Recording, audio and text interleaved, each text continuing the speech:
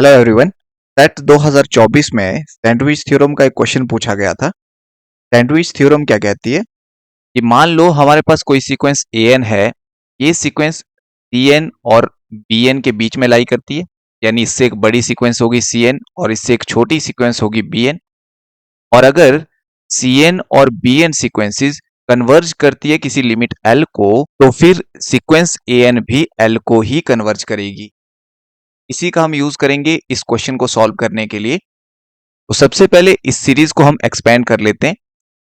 अब यहां पे हम k को 1 से लेकर n तक पुट करेंगे। तो सबसे पहले हमें क्या मिलेगा, ऊपर n square divided by under root of n की पावर 6 प्लस k था। सबसे पहले k को 1 रखेंगे, के बाद n square upon under root n की power 6 plus 2 plus so on.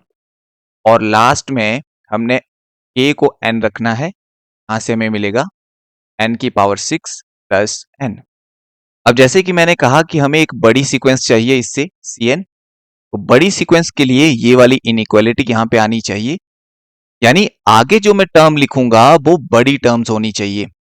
बड़ी टर्म होने के लिए डिनोमिनेटर हमारा छोटा होना चाहिए।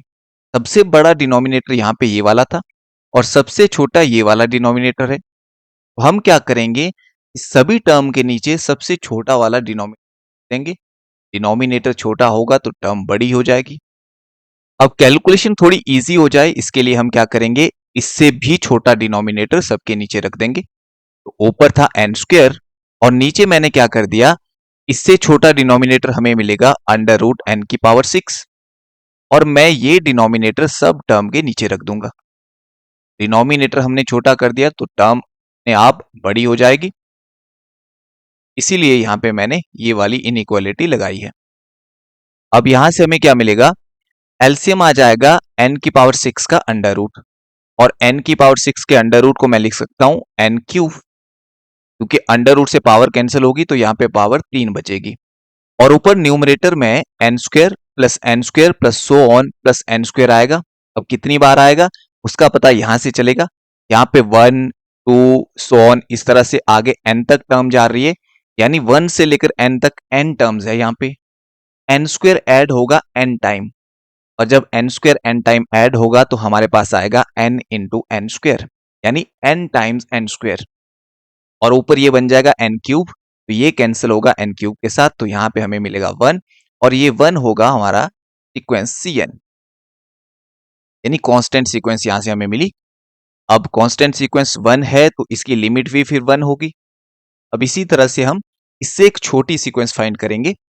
अब छोटी सीक्वेंस फाइंड करने के लिए मैं क्या करूंगा, यहाँ पे इनइक्वालिटी यूज करूंगा, ये वाली आगे वाली टर्म अब छोटी होनी चाहिए, तो हम डिनोमिनेटर को बड़ा कर देंगे। डिनोमिनेटर बड़ा होगा तो टर्म छोटी होगी और सबसे बड़ा डिनोमिनेटर यहाँ पे ये वाला है, तो मैं यहाँ पे सब टर्म के नीचे बड़े वाला डिनोमिनेटर रख दूंगा n की पावर 6 प्लस n, आगे भी n स्क्वायर और अंडर रूट n की power 6 plus n plus so on, end में भी n square upon under root n की पावर 6 प्लस n।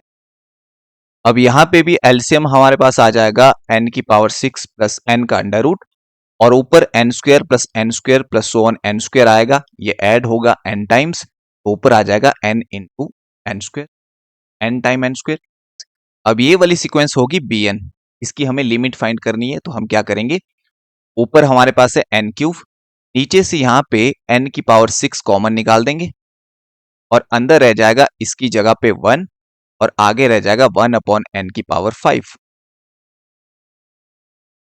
अब यहाँ पे जो n की पावर 6 है इसके ऊपर अंडर रूट है, अंडर रूट के बाद यहाँ पे n की पावर 3 बचेगा और वो कैंसिल हो जाएगा इसके साथ, और इसकी लिमिट अब आ जाएगी, ऊपर 1 रह गया, नीचे 1 प्लस यहाँ पे n को इन्फिनिटी पुट करेंगे 1 अपॉन इन्फिनिटी 0 आएगा, तो यहाँ से 0 मिलेगा, यानी यहाँ पे भी हमें लिमिट मिल जाएगी 1।